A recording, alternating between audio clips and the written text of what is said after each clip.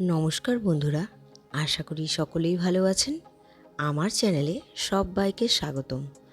আজকের রান্নাঘরে থাকছে বাঙালির প্রিয় একটি ট্র্যাডিশনাল পদ, মাছের ডিমের পাতুরি। আমরা সাধারণত পাতুরির রেসিপি মানেই বুঝি কলাপাতায় মোড়ানো, তবে আমি আজকে প্রথমবার ট্রাই করলাম মিষ্টি কুমড়ো পাতায় মুড়িয়ে মাছের ডিমের পাতুরি, আর আপনাদের সাথে শেয়ারও করলাম। খেতে কিন্তু মন্দ হয়নি, বেশ ভালো হয়েছে। আপনারাও চাইলে ট্রাই করে দেখতে পারেন।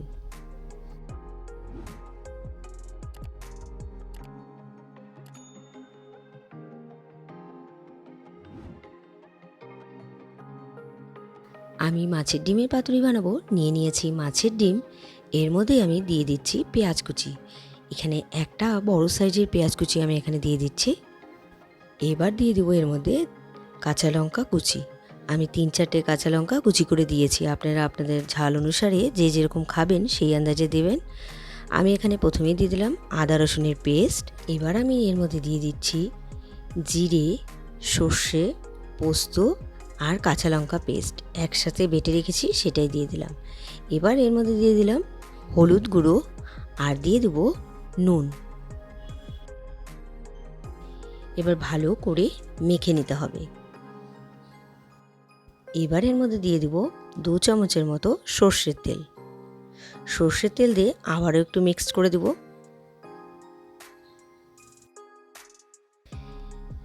মেখে নেওয়া হয়ে গিয়েছে। আমি যেহেতু কুমড়ো পাতার পাতুরিটা বানাবো, সেজন্য কুমড়ো পাতা নিয়ে নিয়েছি আর ডাঁটাগুলো দেখুন কেটে দিয়েছি। এই যে কুমড়ো পাতাটা ধুয়ে পরিষ্কার করে নিয়েছি। এবার 2টো করে কুমড়ো পাতা দিয়ে এর মধ্যে আমি চামচে করে 2 চামচের মতো এখানে মাছের ডিমটা দিচ্ছি। আর আমি এখানে বলে রেখে দিই, আমি এখানে কাতল মাছের ডিম নিয়েছি। 2 চামচই একদম যথেষ্ট। এবার মধ্যে আমি সর্ষের তেল দিয়ে এবার ভালো করে মুড়িয়ে দিচ্ছি।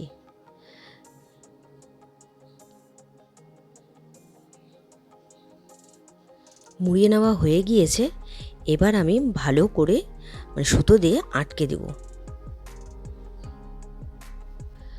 আমি ভালো মতন মুড়িয়ে তারপর সুতো দিয়ে ভালো করে আটকে দিচ্ছি। খুব সাবধানে করতে হবে, না হলে কিন্তু পাতাটা ছিঁড়ে যেতে পারে, যেহেতু কুমড়ো পাতা খুবই নরম হয়। আর দেখুন, কথা বলতে বলতে একটি মুড়িয়ে নিয়ে আমার সুতো দিয়ে আটকে দেওয়া হলো। আবারও 2টো পাতা নিয়ে নিয়েছি কুমড়ো পাতা। তার মধ্যে আমি 2 চামচের মতো মাছের ডিমটা দিয়ে দিলাম মেখে রাখা। এবার ভালো করে মুড়িয়ে নিচ্ছি। এবার আমি মুড়িয়ে তারপর সুতো দিয়ে আটকে দেব।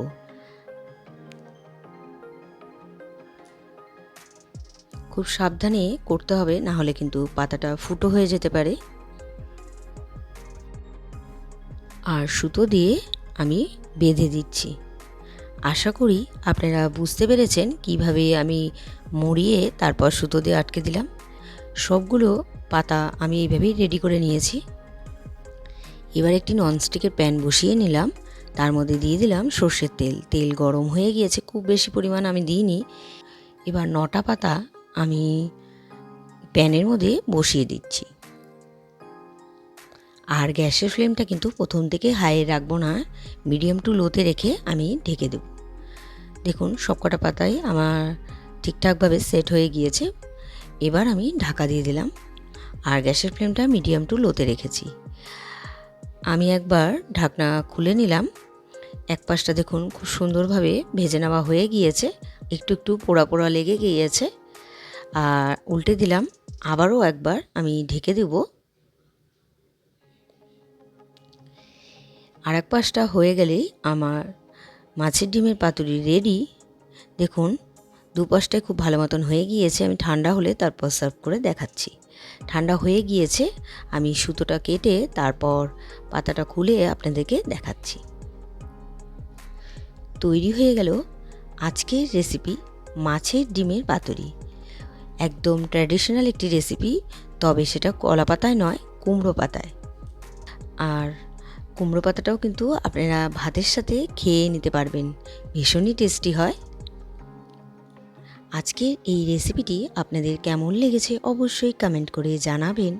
রেসিপিটি যদি আপনাদের ভালো লেগে থাকে তাহলে ট্রাই করার অনুরোধ রইল। আর ভিডিওটি ভালো লাগলে like, comment, share and subscribe করতে ভুলবেন না। বাই।